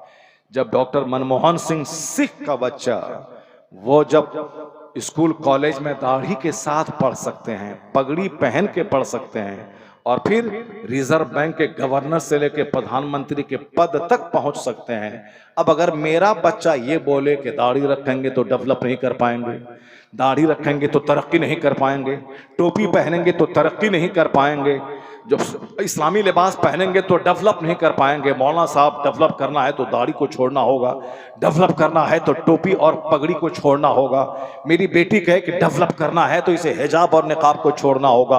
उससे ज्यादा अहमक और नादान कौन है, जब इस जमाने में अभी कुछ साल पहले वो सिख घराने में पैदा होने वाला वो फर्द जो हाई स्कूल में पढ़ा, दाढ़ी निकलने लगी, दाढ़ी छोड़ दिया, ग्रेजुएशन करने के लिए गया, पगड़ी पहनना शुरू किया, वो यहाँ से ऑक्सफोर्ड कैम्ब्रिज लंदन पढ़ने गया, वहां भी वह दाढ़ी और पगड़ी के साथ पढ़ता रहा। वहां से लौट के आया, हिंदुस्तान के सबसे बड़े bank reserve bank of India का गवर्नर रहा, तो पगड़ी सर पे रही, चेहरे पे दाढ़ी रही। फिर धीरे धीरे प्रोग्रेस करते हुए प्रधानमंत्री बन गए। 5 साल नहीं 10 साल तक रहे, मगर सर पे पगड़ी भी रही, चेहरे पे दाढ़ी भी रही, वो डेवलपमेंट करता रहा। ये बता दें कि जो पगड़ी और दाढ़ी के साथ एक मुशरिक जो ईमान जो इस्लाम पर यकीन नहीं करता, अल्लाह पर यकीन नहीं है, जब वो दाढ़ी पगड़ी के साथ 10 घंटे पढ़े, 12 घंटे पढ़े, 18 घंटे पढ़े तो दुनिया में डेवलप कर जाए, तो जो मुसलमान अपने नबी की सुन्नत पर अमल करते हुए सर पे टोपी सजाए, चेहरे पे दाढ़ी रखे, फिर वो 18 घंटे मेहनत करे, 16 घंटे पढ़े, 12 घंटे पढ़े, 10 घंटे पढ़े, मैं तो कहता हूं उनके पास मेहनत है मगर मुस्तफा की रहमत नहीं है। उनके पास मेहनत है, अगर तुम्हारे पास जो मुस्तफा की अता है, मुस्तफा की रहमत है, अगर तेरे पास मेहनत भी आ जाए तो एक तरफ से मेहनत जाएगी, दूसरी तरफ से रहमत आएगी, कामयाबी सबसे पहले कदम चुभेगी। हाय हाय हाय, वाह वाह वाह, अल्लाह अकबर, या रसूल अल्लाह, जिंदाबाद। सिर्फ सोचने से काम नहीं चलता है, सिर्फ सपना देखने से काम नहीं चलेगा। ड्रीम्स देखो कि मैं अल्लाह चाहेगा तो मेरे आम के पेड़ में सोना निकल जाएगा, मैं पूरे बंगाल का सबसे बड़ा मालदार हो जाऊंगा। अल्लाह चाहेगा तो हर खेत के ढेले को हीरा बना देगा, लेकिन अल्लाह ऐसा बनाता नहीं है। अल्लाह चाहेगा तो आम के पेड़ से जितना आम है बंगाल में सब आम को गोल्ड बना देगा, लेकिन अल्लाह ताला ऐसा बनाता नहीं है, क्योंकि अल्लाह के पास ताकत और कुदरत है, मगर ये सिस्टम नहीं है दुनिया चलाने का। जब आम सोना निकलेगा तो फिर दुनिया का सारा निजाम ठप हो जाएगा, लोग सोना लेके जाएगा, बाजार में बेचेगा, खाएगा। अभी तो मेहनत करने के बावजूद बीमारी, परेशानी, औलाद की नाफरमानी, बेशुमार उलझन, उसके बावजूद ज़िना है, शराब है, सूद है, पानी से ज्यादा सस्ती शराब हो गई है। जबकि टेंशन है, सर में दर्द है, पैर में दर्द है, घुटने में दर्द है, टखने में दर्द है, बीवी बीमार है, बच्चा मर गया है, कारोबार ठप हो रहा है, खेती जल गई है, पड़ोसी जल रहा है, रिश्तेदार हमारे दुश्मन हो गए हैं। साथ इतनी दुश्मनी, इतने हंगामों के बीच में जब बंदा पानी न पी के शराब पी रहा है, और जब कुछ भी नहीं करना पड़ता, सिर्फ सोना तोड़ा, उसके बाद बाजार गया और खाया, फिर क्या होगा? दुनिया ज़िना से भर जाती, दुनिया शराब से भर जाती। इसलिए यहाँ जो अल्लाह हमको मुसीबतें देता है, यह जलील करने के लिए नहीं देता है, ये मुसीबतें हमें सीधा रखने के लिए देता है, ये मुसीबतें हमें कंट्रोल में और बस में रहने के लिए देता है, ताकि मेरे बंदे जब तुम टेढ़ा होने लगे, ये थोड़ी सी मुसीबत आएगी, फिर तुम सीधा हो जाओगे। मुसीबतें जलील करने के लिए नहीं आती हैं, बल्कि मुसीबतें हमें इंसान बनाने के लिए आती हैं, मुसीबतें हमें इंसान बनाने के लिए आती है। तो सपना देखने से का काम नहीं होता कि अजमेर चले जाएं, बाबा मेरा बेटा को डीएम बना दीजिए।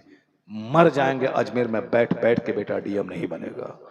इसलिए कि ऐसा नहीं हो, अगर ऐसा होता तो 40 करोड़ मुसलमान इंडिया का सब अजमेर चला जाएगा और सब वहीं बैठ के रहेगा, अपना आराम से 3 टाइम खाएगा, होटल में सोएगा, उसके बाद वहाँ सुबह शाम बाबा के मज़ार पे जाएगा और बोलेगा बाबा मेरे बेटे को डीएम बना दीजिए, ताकि मेरा बेटा 10 लाख रुपए महीना कमाए और आराम से फॉर्चूनर खरीद लें और दिन भर में घूमते रहें और बिल्कुल दूध और चावल, माछ भात खाते रहें, ना कोई मेहनत करना पड़े, ना कोई हाथ मैला हो, ना पाँव मैला हो, आराम से खाएं पिएं। अब बाबा गरीब नवाज जहाँ 10, 20, 50 लोगों को डीएम बना दिया तो फिर सारा बंगाल उठ के वही चला जाएगा, क्योंकि आजकल लोगों में बस वही है, कहीं कोई तावीज़ दुआ तावीज़ देने वाला चमक गया तो अब साहब हजारों गाड़ियां, लाखों औरतों की भीड़, सब चले गए कि बाबा पानी फूंक देते हैं तो अच्छा होता है। एक दो आदमी अच्छा हो गया, अब हजारों की भीड़ लगने लगी। न नमाज से मतलब है, न रोजे से मतलब है, न दुरूद से मतलब है, न तिलावत से मतलब है, न कुरान पाक की आयतों में शिफा है। हुजूर कहते हैं कि तुम 2 शिफा को लाजिम पकड़ लो, 2 शिफा को लाजिम पकड़ लो, अलैकुम बिश्शफाएं, 2 शिफा को लाजिम पकड़ लो, अल अस्ल वल कुरान, यानी शहद इसमें शिफा है और कुरान इसमें शिफा है।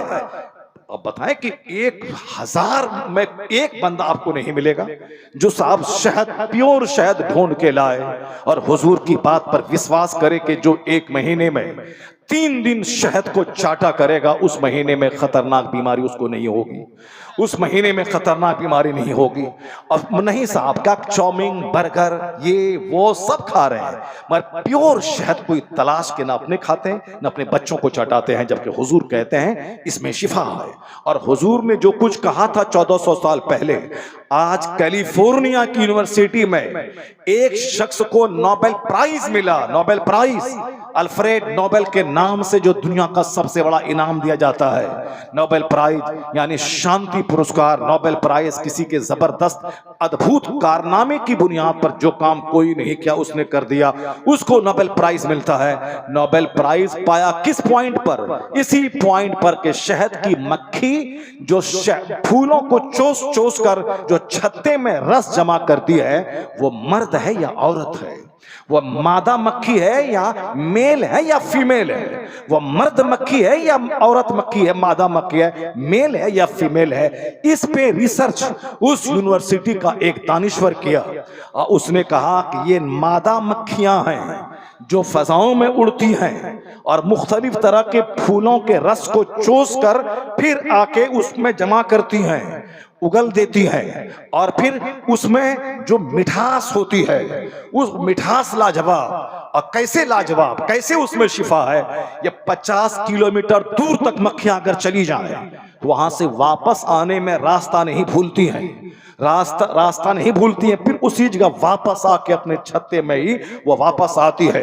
और जब एक मक्खी कहीं फूल को देख लेती है, वो अकेले रस नहीं चूसती है, बल्कि अपनी हजारों सहेलियों को बुलाती है, और फिर ये सारी सहेलियां भिनभिनाते हुए डांस करते हुए वहां तक पहुंचती हैं। उसको कहते हैं साइंस की जबान में द बी डांस, यानी मक्खियों का रक्स। और ये कैसे रक्स करती हैं, कैसे जाती हैं, फिर वापसी में कैसे रास्ता नहीं भूलती हैं, और फिर जो वो सारी की सारी अपनी सरदार मलका मक्खी के सामने सब जवाबदेह होती हैं। और नर मक्खी कोई ज्यादा काम नहीं करता, वो सिर्फ मादा मक्खी से दूर में रह के मिलकर उसे हामिला बनाती है, उससे दूसरी मक्खियां पैदा होती हैं, इतना ही काम उसका है। बाकी मैदानों में जाना, रस चूसना, छत्ते में लाना, जवाबदेह होना, सारा फर्क मादा मक्खी करती है।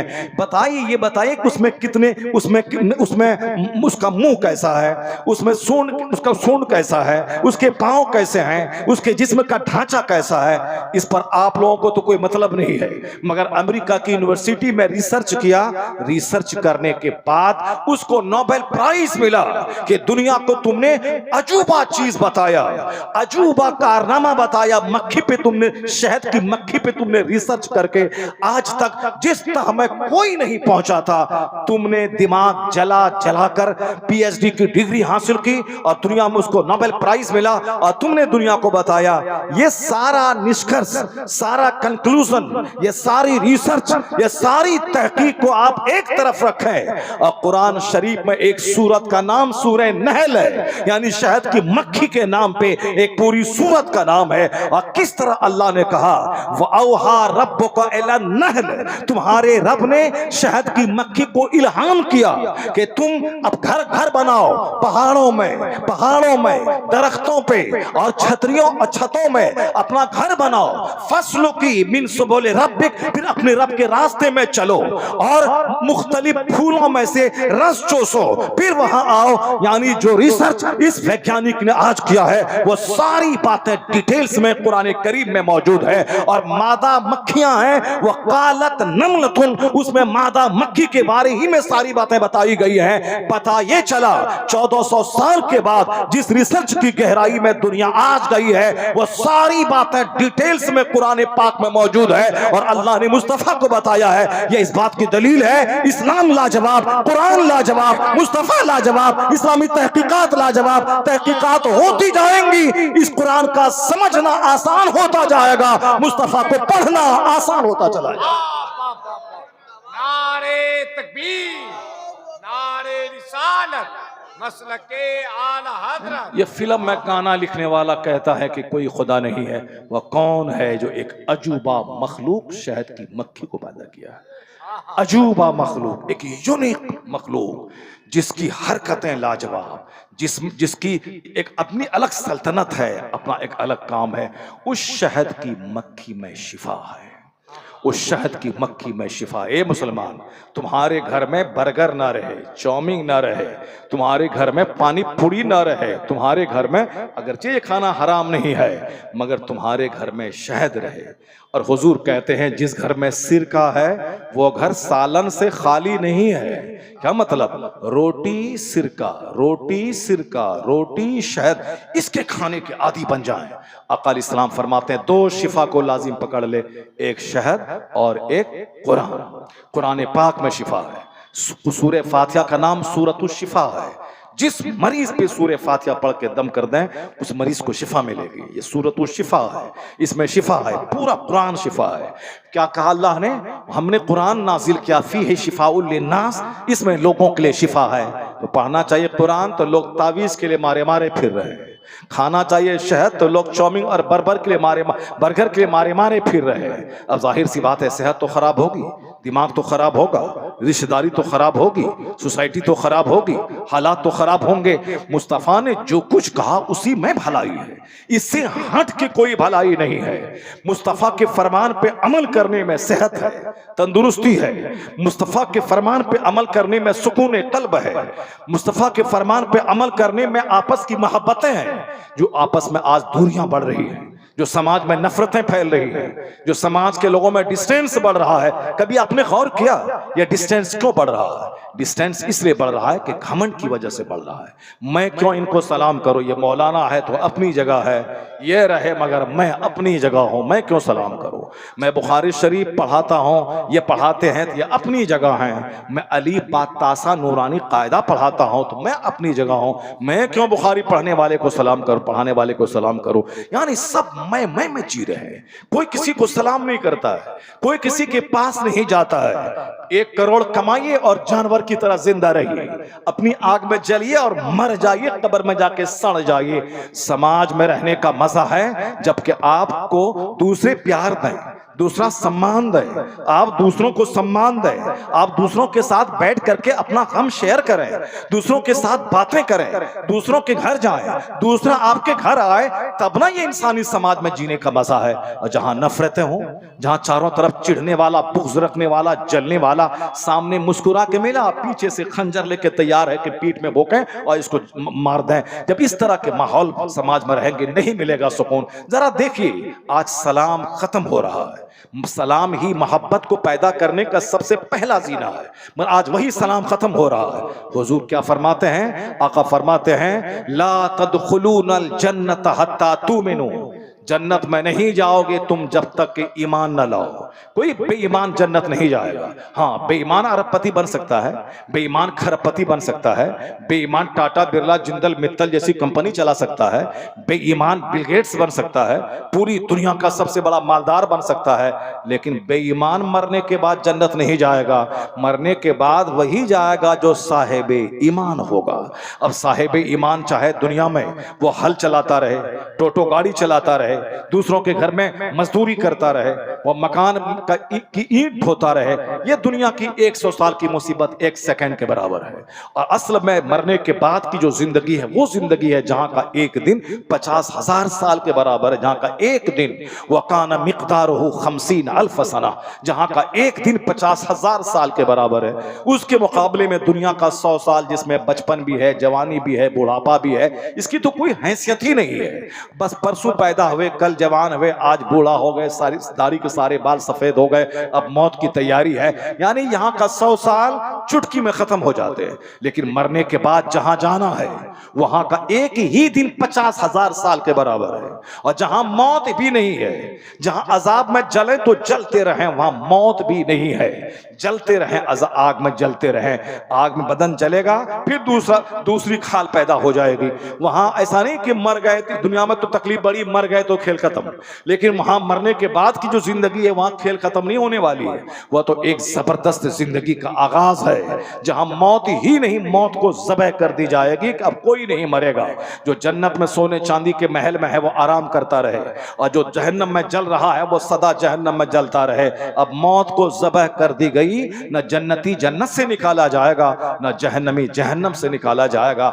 इसलिए कहा गया है कि असल अजाब वहां का, असल तकलीफ वहां की। दुनिया की तकलीफ तो आज है कल खत्म, आज बीमार पड़ा कल अच्छा हो गया, आज जलील हुआ कल इज्जत आ गया, आज गरीब है आज मालदार, आज सेहतमंद है कल बीमार हुआ, आज बीमार है कल सेहतमंद हो गया, आज बच्चा है कल जवान हो गया।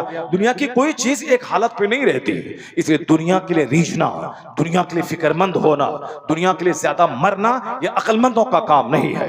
अक्लमंद वो है जो इस दुनिया में रह के उस दुनिया की जन्नत सजाने की फिक्र करे। अल कय्यसु मन दाना नफ्सा व अमिला लिमा बादल मौत वल आजिज़ु मन अतबा नफ्सहु हवाहा व तमन्ना अल्लाह।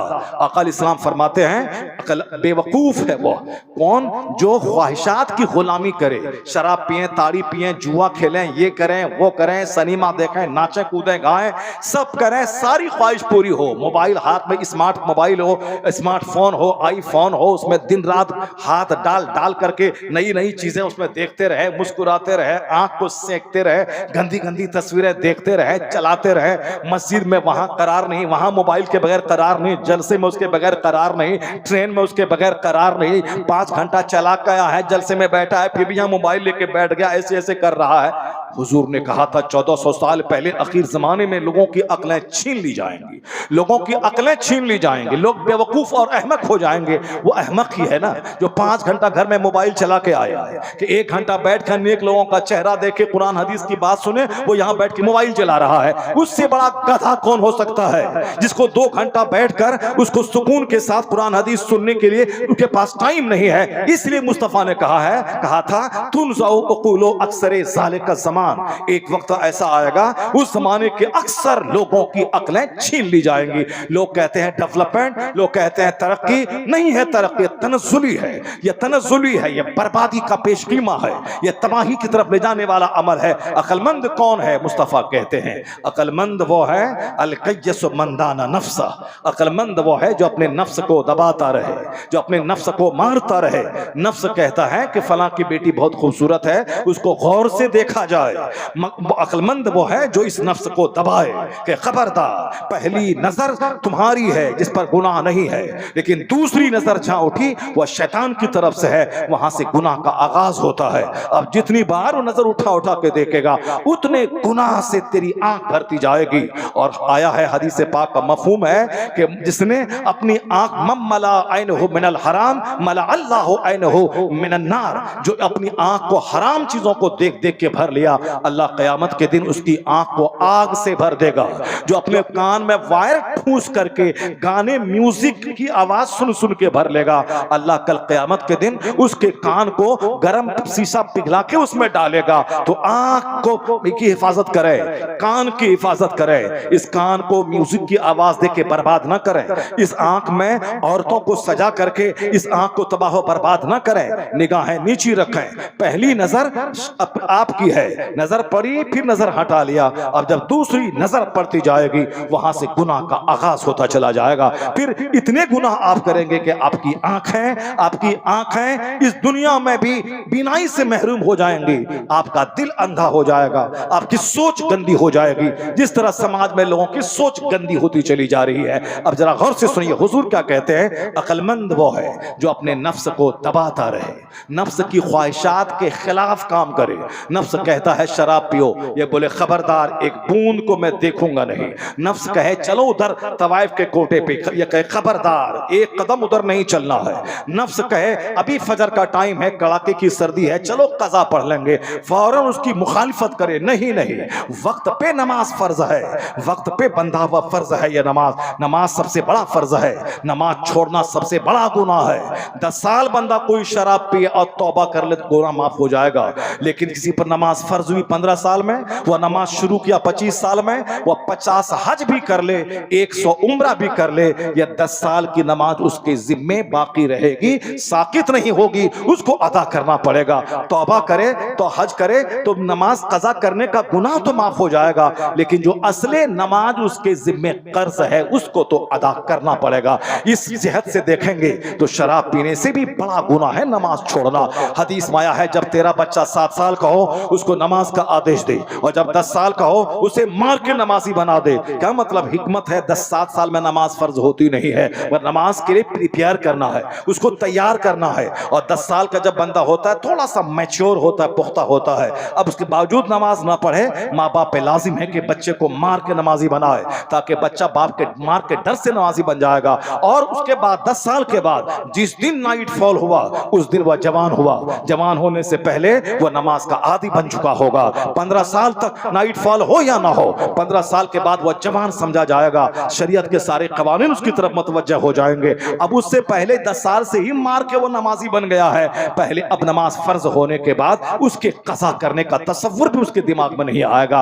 आज जो जुब्बा है नमाज नहीं है, वो नहीं समझता है इस्लाम की हिकमत को, सर पे टोपी है नमाज नहीं है, वो नहीं जानता है इस्लाम क्या कहता है। साहब साहब साहब तौलिया गले में है नमाज नहीं है, इसका मतलब है कि वह जाहिर को इस्लाम समझा है, वह हुजूर के फरमान को, कुरान पाक के इरशादात को, वो अल्लाह रब्बुल इज्जत के कवानीन की हिकमतों को वो नहीं जानता है। वह 2 टका कमाने की टोपी पहन रहा है, जन्नत जाने के लिए नहीं, वह 2 टका कमाने के लिए जुब्बा पहन रहा है ताकि लोग हमको शायर समझे, ताकि लोग हमको मौलवी समझे, लोग हमको दावत दे, वहां मैं मिलाद पढ़ने जाऊं, वहां नात गाने जाऊं, उसके बाद हमको टका दे ताकि मेरा पेट भरे। तो अब नमाज कौन पढ़ेगा? नमाज अल्लाह ताला माफ कर देगा, तो अल्लाह ताला चाहेगा तो माफ कर ही देगा, लेकिन अल्लाह ताला अगर चाहेगा तो आम में सेब लगा देगा, अल्लाह चाहेगा तो गेहूं में वहां से मसाला निकाल देगा, अल्लाह चाहेगा तो पत्थर को हीरा बना देगा, तो अल्लाह चाहेगा तो 99 कातिल को जन्नत दे देगा, अल्लाह चाहेगा तो सब कुछ हो सकता है। लेकिन आपको मालूम है बगैर दुकान गए हुए पैसा घर में चल के नहीं आता,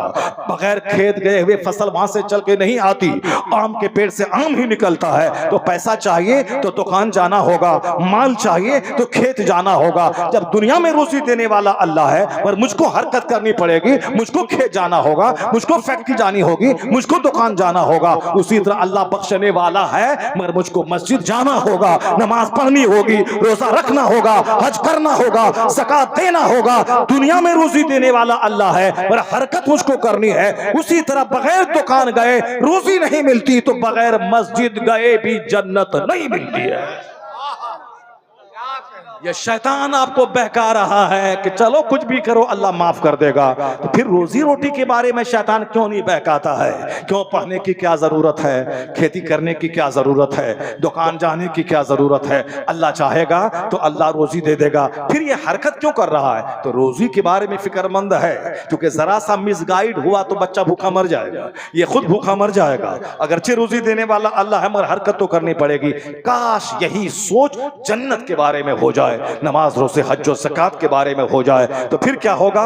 खेत भी जाएगा, मस्जिद भी जाएगा, वह तो साहब दुकान में भी बैठेगा, मस्जिद भी जाएगा। इस कदर जबरदस्त निजाम है मुस्तफ़ा का कि 10 घंटे तक रात में सोइए, इसके सोने की है रात में आपका बदन रिपेयर हो जाएगा। जो कल दिन भर आप खटे थे, जो आपको टायर्डनेस थकावट है, वो 10 घंटे 8 घंटे 6 घंटे की नींद से सारी थकावट दूर हो जाएगी। अब क्या है? जिस अल्लाह ने रात बनाई, जिस अल्लाह ने मुझको गहरी नींद दी, बड़े बड़े अरबपति ख्वाब आवर गोलियां इस्तेमाल करते हैं ताकि नींद को बुलाएं, और आप बिस्तर पे गए 5 सेकंड में नींद आ गई। क्या समझते हैं अल्लाह की बहुत बड़ी नेमत है? तो जिस रब ने 8 घंटे की गहरी नींद दी, तो नींद से बेदार होने के बाद सबसे पहला काम दुकान नहीं, मकान नहीं, दरख्त और बागात नहीं, सबसे पहला काम उस रब्बे करीम को सजदा किया जाए जिस रब ने रात बनाई है, जिस रब ने गहरी नींद लेने का मुझे जबरदस्त हसीन मौका अता किया है। फजर से लेके जोहर तक कोई नमाज फर्ज नहीं है, वो टाइम है काम करने का, वो टाइम है मेहनत करने का, वो टाइम है मदरसे में बैठने का, वो टाइम है स्कूल जाने का, वो टाइम है फैक्ट्री चलाने का, वो टाइम है दुकान जाने का, वो टाइम है खेत में हल चलाने का। फजर से लेके जोहर तक पूरे 8 घंटे में कोई नमाज फर्ज नहीं है, क्योंकि वह वर्क का टाइम है। और इशा से लेके फजर तक कोई नमाज फर्ज नहीं है, वह वक्त है आराम करने का। हाँ, कोई तहज्जुद पढ़े सवाब मिलेगा, नहीं पढ़े कोई गुनाह नहीं। कोई फजर के बाद इशराक पढ़े सवाब मिलेगा, नहीं पढ़े कोई गुनाह नहीं। फजर के बाद चाश पढ़े दौलत बढ़ेगी, मगर ना पढ़े कोई गुनाह नहीं है। फर्ज है फजर, फर्ज है जोहर। टाइमिंग का जब अब ख्याल करेंगे पता चलेगा अल्लाह चाहता है कि तू दुनिया में भी मेहनत कर ताकि तू कंगाल ना रहे, दूसरों के सामने हाथ फैला के भिखारी ना रहे, दूसरों के सऊदी अरब से आने का वेट न करे। वह मालदार आया है दरवाजे पे जाके बैठ जाएं और वहां से साहब हाथ फैला दें, बीमार हो इलाज कराऊंगा माल दीजिए, मेरे बच्चे भूखे हैं ज़कात दीजिए। तुम ज़कात खोर मत बन जाओ, तुम फितरा खोर मत बन जाओ। जो हाजतमंद हैं उसको लोग ज़कात जाके दें उसको, मगर गली गली ज़कात मांगने वालों से मुस्लिम समाज को बदनाम मत करो कि रमजान का दिन है, भिखमंगों का महीना आ गया। रमजान का दिन इबादत का महीना, तिलावत का महीना, मसरूफियात घटाने का महीना, रात तरावी का महीना, दिन रोजा रखने का महीना, जमात से नमाज पढ़ने का महीना, 2 4 5 10 खत्म कुरान करने का महीना, सखावत का महीना, दूसरों को देने का महीना। ये रमजान का महीना देने का महीना आया है, न कि रसीद लेके गली गली घूम के भीख मांगने का महीना। अब दिल्ली में गली गली में भिखारी, बंबई में गली गली में भिखारी, गांव समाज में गली गली में भिखारी। ए पैसे वाले, तुझसे खुदा ने कहा है 1 करोड़ है तो 2.5 लाख ज़कात निकाल दे। तुझसे कहा है 1 लाख है तो 2,500 रुपए ज़कात निकाल। तुझसे कहा गया है जमीन से फसलें पैदा हो वह आतू हक हो यामा हसादी, खेती कटने के दिन इसका हक निकाल दे। क्या मतलब? तू निकाल, हकदार को दे। 1 करोड़ है 2.5 लाख निकाल, हकदार को दे।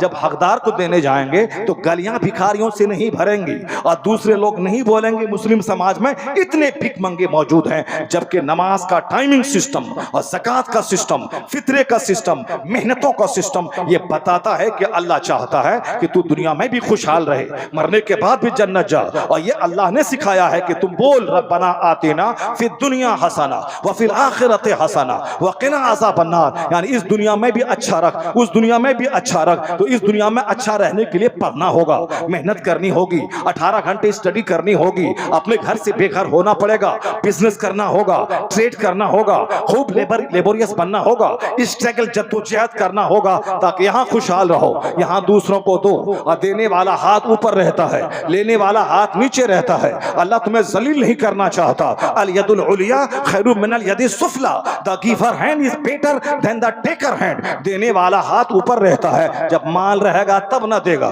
जब नहीं रहेगा कोढ़ी बन के घर में बैठा रहेगा तो मांगेगा फितरा दीजिए, उशरा दीजिए, ज़कात दीजिए, चर्म कुर्बानी दीजिए। ये भिखारी बनने के लिए तू आया है, जबकि अल्लाह ने तुझे बनाया है कि तू मेहनत कर, जमीन पे फैल जा। हाँ, जो हाजतमंद है, जो माजूर है, जो मिस्कीन है, जिसका कोई कमाने वाला नहीं है, तो तू इतना कमा के उसको दे।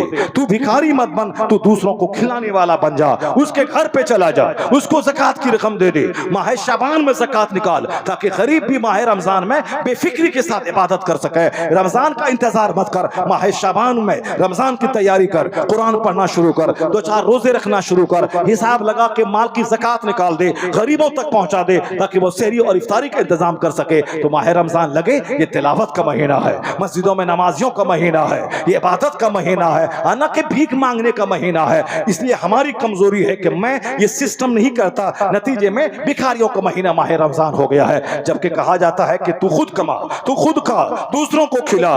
दुनिया में बेहतरी के लिए मेहनत करनी होगी और जन्नत जाने के लिए भी मेहनत करनी होगी। यहाँ बगैर मेहनत के कुछ नहीं मिलता और बगैर मेहनत के भी जन्नत नहीं मिलती है। तो 10 घंटे सो, फजर की नमाज पढ़, फिर 10 घंटे काम कर, फिर जोहर के लिए जा, फिर 4 घंटे 3 घंटे काम कर, असर में 10 मिनट के लिए जा, फिर असर से मगरिब तक सौदा सरफ बाजार में खरीद, फिर मगरिब के लिए 15 मिनट का टाइम निकाल, फिर मगरिब से ईशा तक 2 घंटे अपने बाल बच्चों में रह, उसके बाद ईशा के लिए टाइम निकाल। यानी 5 वक्त की नमाजों में 1 घंटा लगा और अपने खाने के लिए, अपने कमाने के लिए 8 घंटे, सोने के लिए 8 घंटे, इबादत के लिए 1 घंटा। तो अल्लाह रब्बुल इज्जत ये चाहता है कि तू 1 घंटे का टाइम निकाल, मैं तेरे लिए 24 घंटों में बरकतें अता कर दूंगा, बरकतें अता कर दूंगा। नमाज में करोड़ों हिकमतें पोशीदा है। नमाज जन्नत ले जाती है, नमाज हमें सखी बनाती है, नमाज हमें सेहतमंद बनाती है, नमाज हमें वकार सिखाती है। मैं आपको एक बात कहता हूं, बात से बात पैदा होती है। आज 2-4 दिन के अंदर आपने एक न्यूज सुनी होगी,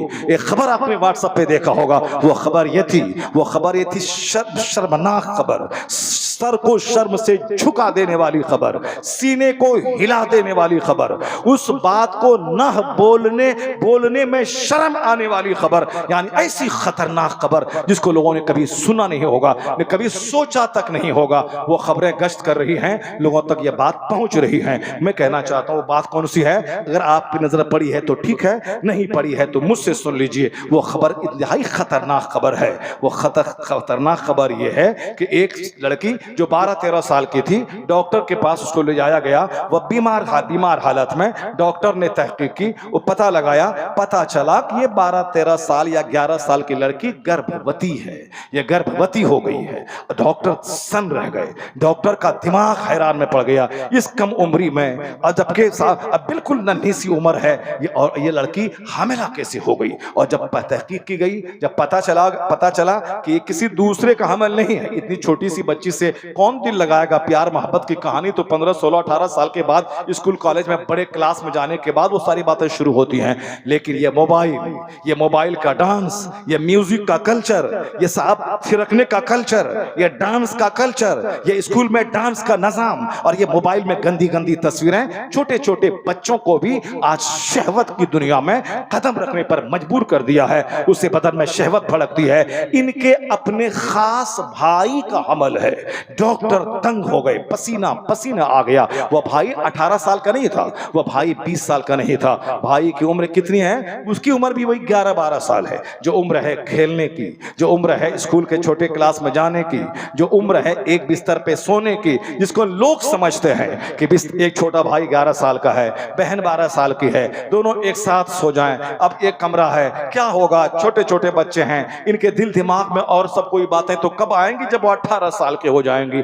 मगर 18 साल की होती कब हैं? जब माहौल में पाकीज़गी सफाई होती है। लेकिन जब माहौल में मोबाइल की गंदगी हो, जब माहौल में टेलीविजन की स्क्रीन पर गंदे मनाजिर हो, ऐसे माहौल में तो 7 साल का बच्चा भी वो कर गुजरता है जो 17 साल का जवान सोचता रह जाएगा। आका इस्लाम ने 1400 साल पहले कहा था, आखिर जमाने में बच्चों में शहवतें डाल दी जाएंगी, छोटे छोटे बच्चों में शहवत आएगी, और फिर इस तरह की हरकतें होंगी। और सबसे लाजवाब बात तो यह है, अगर यह काम कोई मुसलमान की फैमिली में हो गया होता तो आज यह एंकर आकर के मेरे मुंह में माइक घुसा के कहता, क्या इस्लाम ये सिखाता है? क्या कुरान ये बताता है? क्या मदरसों में ही पढ़ाया जाता है? क्या मुसलमान यही करता है? क्या इस्लाम ही कहता है? क्या लेकिन क्या हिम्मत है उसकी कि आप उस फैमिली में चला जाए और कहे कि क्या हिंदुइज्म ये कहता है? क्या यह धर्म ये कहता है? क्या स्वामी गुरु जी ये कहते हैं? क्या शंकराचार्य ये कहते हैं? क्या रामायण में यह है? क्या फलां में? नहीं, हिम्मत नहीं होगी। वो तो सिर्फ मुसलमानों को बदनाम करने के लिए कोई शोषा चाहिए,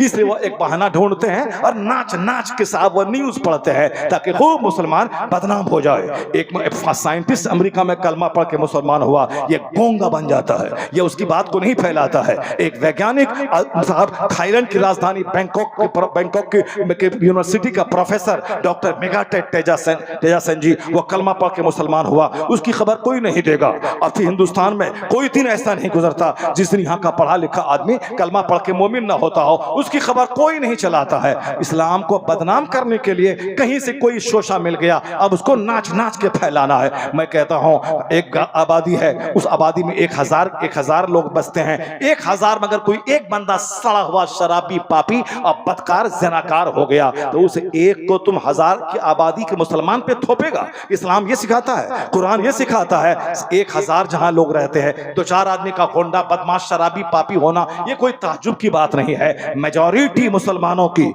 आज भी पूरी दुनिया में एक जबरदस्त ये कौम है, मेजॉरिटी शराब में लीन नहीं है, मेजॉरिटी सूद में लीन नहीं है। क्यों? दूसरों के यहाँ समझाने का कोई सिस्टम नहीं है। पर हमारे यहाँ 5 वक्त की नमाज फर्ज के अलावा जुमा फर्ज है, और जुमा बगैर खुतबे जुमा के नहीं होती वो नमाज। खुतबे जुमा शर्त है, कंडीशन मशरूत है, बगैर वजू के नमाज नहीं, तो बगैर खुतबे जुमा की नमाज नहीं। तो वहाँ हर जुमा के दिन कंपलसरी वाज जरूरी है, ईदैन में वाज जरूरी है। ईदैन का खुतबा लंबा होगा ताकि साल भर की रूहानी खुराक मिल जाए, जुमा का खुतबा छोटा होगा ताकि एक हफ्ते की रूहानी खुराक मिल जाए। या सीरत के जलसे, ये महफिल मिलाद, ये छोटी छोटी महफिलें, ये इमाम के हुजरे में जाके उनसे नसीहत सीखना, ये हमें डांटने वाले लोग मौजूद हैं। जुमा के दिन समझाने वाला, सीरत की महफिल में समझाने वाला, दस्तारबंदी के जलसों में समझाने वाला। इसलिए दूसरी कौमों के मुकाबले में हमारे यहाँ शराब है मगर शराब कम है, ज़िना है मगर कम है, सूद है मगर कम है, क्योंकि उसके यहाँ कोई डांटने वाला नहीं है। और हमारे यहाँ मेरा बाप भी डांटता है, मेरे उस्ताद भी डांटते हैं, मेरे उलमा भी डांटते हैं। यानी हमें हमारे डांटने वाले मौजूद है, हमारे समझाने वाले मौजूद है, हमारे यहाँ वाज़ नसीहत का माहौल मौजूद है। लेकिन अगर तुमने इस माहौल को खत्म किया और कॉमेडी शुरू कर दी और हंगामा शुरू कर दिया तो फिर तो कोई समझाने वाला नहीं रह जाएगा। फिर तो वही धमाल मचेगा जो चर्च में हो रहा है, वही धमाल मचेगा जो पूजा के नाम पे, पूजा के जुलूस में हो रहा है। 5 लड़के हैं, 10 लड़कियां हैं, लड़कियां भी नाच रही हैं, लड़के भी नाच रहे हैं। ये बताओ जो दोनों नाचेंगे तो पूजा के नाम पे नाचेंगे और नाचने के बाद क्या क्या ड्रामा होगा? वही ड्रामा होता है कि साहब 11 साल के बच्चे, 12 साल की लड़कियां, हकीकी भाई बहन दोनों आपस में सेक्स करते हैं और बहन हामिला हो जाती है। ए मेरी कौम, अब भी तू मुस्तफा की तालीमात की अजमत को तस्लीम नहीं करेगा? हुजूर ने 1500 साल पहले कहा था जब बच्चे 7 साल के हों उसे नमाज का आदेश दे, और जब बच्चे 10 साल का हो उसे मार के नमाजी बना दे, और जब नमाजी बन जाए वह फर्रकू बैनहुम फिल मदाजे, उनकी ख्वाबगाहों में उनका बिस्तर अलग कर दे। ये मत कहना कि बहन है, ये मत कहना ये भाई है। अब ये 10 साल का हो चुका है, ये सिन्ने शऊर को पहुंच चुका है। बहन का बिस्तर अलग, भाई का बिस्तर अलग, वो भाई भी अपने हम उम्र भाई के साथ न सोए, उस वक्त उनका बिस्तर अलग रहे। इस कहने का क्या मतलब था? कहने का मतलब यही था कि हम जिन्स परस्ती से समाज बचेगा, इगलामबाजी से समाज बचेगा, लवातत से समाज बचेगा, तमाम जिनसी बेराहवी से समाज बचेगा। आज जब लोग इस तरह के माहौल को देखते हैं, मुस्तफा का फरमान याद आता है, जहां आज मशवरा देते हैं दानिश्वर कि बिस्तर अलग कीजिए, दोनों की ख्वाबगाहें अलग हो। कुर्बान मुस्तफा पे जो 1500 साल पहले ये फरमान जारी किया और सोने का एक सिस्टम बताया कि बच्चों को नमाजी बना 10 साल में, उसके बाद ख्वाबगाहों में बिस्तर अलग कर दे। पता ये चला दानिश्वरों की निगाहें जहां आज गई है, साइंटिस्ट निगाह है जहां आज गई है, वहां नजर मुस्तफा की 1500 साल पहले चली गई है। इसलिए मुस्तफा लाजवाब, मुस्तफा की शान लाजवाब। आला हजरत की माने तो कहना पड़ेगा सारी ऊंचों में ऊंचा, समझिए जिसे है उस ऊंचे से ऊंचा हमारा नबी, सारे अच्छों में अच्छा, समझिए जिसे है उस अच्छे से अच्छा हमारा। नारे तकबीर, नारे रिसालत, अज़मते मुस्तफा। वाह वाह वाह। तरक्की का वाहिद रास्ता है कि मोहम्मद से वफा तूने तो हम तेरे हैं। ये जहां चीज है क्या लौहो कलम तेरे हैं। तरक्की का वाहिद रास्ता है हुजूर की गुलामी करना। और आला हजरत रज़ी अल्लाह ताला अन्हु ने 100 साल पहले कहा था दूसरे का चेहरा मत देखना, फिल्म कल्चर का चेहरा देखोगे तो फिल्मी कल्चर अपनी जिंदगी में लाने का जज्बा पैदा होगा। अगर तुमने किसी नेता को देखा तो तुम भी झूठ में लथपथ हो जाओगे। मत देखना, दुकान जाना है, सामान खरीदना है, सामने वाला दुकान करने वाला आदमी चाहे जिस मजहब से ताल्लुक रखता हो, मगर मुझको बिस्किट लेना है, मगर मुझको वहां से सामान लेना है, लेकिन दिल नहीं देना है। दोस्ती उससे करनी है जो साहिब ईमान हो, दोस्ती उससे करनी है जो साहिब ईमान हो। ट्रांजैक्शन सबसे होगा, लेन देन सबसे होगा, मगर दोस्ती सबसे नहीं होगी। दोस्ती किससे होगी? आला हजरत की माने, उन्हें जाना उन्हें माना, न रखा गैर से काम, लिल्लाहिल हम्द में दुनिया से मुसलमान गया। आज समाज में एक बुराई हो तो बोलूं, अभी तो इतनी बुराइयां हैं, मैंने इतने पॉइंट्स खोल दिए हैं कि सबको मैं समेटना चाहूँगा, मुझको और 2 घंटे लगेंगे सबको समेटने में। समाज में मोहब्बत पैदा करने के लिए हुजूर ने कहा था जन्नत नहीं जाओगे जब तक कि मोमिन न बन जाओ। अब वला तुमिनु हत्ता मतहाबू, मोमिन नहीं बनोगे जब तक कि आपस में एक दूसरे से मोहब्बत ना करो। क्या मतलब? मोहब्बत करना अपने मोमिन बने रहने के लिए ज़रूरी है। ऐसा नहीं कि वो अपना खाता है, हम अपना खाते हैं, हम क्यों जाएं। नहीं नहीं, अगर ईमान प्यारा है, जन्नत प्यारी है, अगर खुद अल्लाह रसूल की रज़ा प्यारी है, मग़फ़िरत और बख्शिश प्यारी है, तो ना चाहते हुए भी पड़ोसी से मोहब्बत करना होगा, अपने भाइयों से मोहब्बत करना होगा, रिश्तेदार से मोहब्बत करनी होगी। तो क्या कहा कि उस वक़्त तक नहीं बनोगे मोमिन जब तक कि आपस में एक दूसरे से मोहब्बत ना करो। अब आगे हुजूर कहते हैं अवला अदुल्लुकुम अला शैइन, इज़ा फ़अलतुमूहु तहाबबतुम, मैं तुम्हें एक नुस्खा बताऊं जिस पर अमल करोगे तो मोहब्बत पैदा हो जाएगी। ये कौन सबसे बड़े हकीम मुअल्लिम कायनात मुस्तफ़ा कहते हैं, क्या मैं तुझको एक नुस्खा नहीं बताऊं जिस पर अमल करोगे तो तुम आपस में मोहब्बत पैदा हो जाएगी। हुजूर कहते हैं अफ़शुस सलाम बैनकुम, आपस में सलाम को फैला दो। ये मत देखो कि मेरी बीवी है सलाम करो, ये मत देखो कि मेरे शागिर्द है सलाम करो, ये मत देखो कि मेरे समाज के गरीब हैं सलाम करो, ये मत देखो कि ये मेरा पड़ोसी है सलाम करो। सलाम को फैला दो। जब तुम 10 बार सलाम करोगे तो सामने वाले का दिल ही तो है, वह दिल हिल जाएगा, वह फिर तुमको सलाम में पहल करना चाहेगा। इस तरह आपस में मोहब्बतें पैदा हो जाएंगी। सलाम करने के बाद चेहरे पे मुस्कुराहट पैदा हो जाती है। और जब यह नफ्स बोले कि नहीं साहब मैं हूँ, आई एम ग्रेट, मैं बड़ा हूँ, मैं प्रिंसिपल हूँ, मैं शेखुल हदीस हूँ, मैं मस्जिद का इमाम हूँ, मैं गाँव का जमींदार हूँ, मैं पत्नीदार हूँ, मैं शौहरे नामदार हूँ, और ये मेरी बीवी है, मेरे घर में रहती है, मेरा खाती है, मैं शौहरे नामदार हूँ। जब ये सारी बातें दिमाग में आए तो बस सामने हुजूर को ले आना कि मुस्तफ़ा से हटे तो बर्बाद हो जाओगे।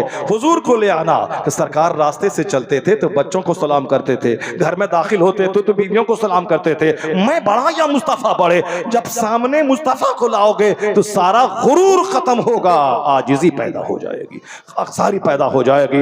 एक हंगामे महशर हो तो उसको बोलो, सैकड़ों बातों को रह रह कर ख्याल आता है। एक बुराई हो तो हो, समाज तो बुराइयों का गहवारा बन चुका है। सबके दिमाग में घमंड और गुरूर बसा हुआ है। मैंने मकान बना लिया, मैंने मोटरसाइकिल खरीद लिया, मैंने कार खरीद लिया। उसी उम्मुल अहादीस में आया है, एक शख्स आया हुजूर के सामने बैठ करके, वो अपनी रान को हुजूर की रान अक़दस से मिला दिया, हाथ पांव पे रखा, उसके बाद पूछा फ़अख़बिरनी अनिल इस्लाम, इस्लाम के बारे में खबर दीजिए। हुजूर ने जवाब दिया। फिर वो कहता है कि सदक़ता, आपने सच कहा। साहबे कराम कहते हैं हम लोगों को ताज्जुब हुआ, यसअलहु व युसद्दिक़हु, सवाल भी करता है और उसकी तस्दीक भी, कंफर्मेशन भी दे रहा है। फिर ईमान के बारे में पूछा, हुजूर ने बताया। फिर क़यामत एहसान के बारे में पूछा, हुजूर ने बताया। फिर क़यामत के बारे में पूछा, क़यामत की निशानियों के बारे में पूछा। जो बात मैं कहने जा रहा हूँ ये बात यही है।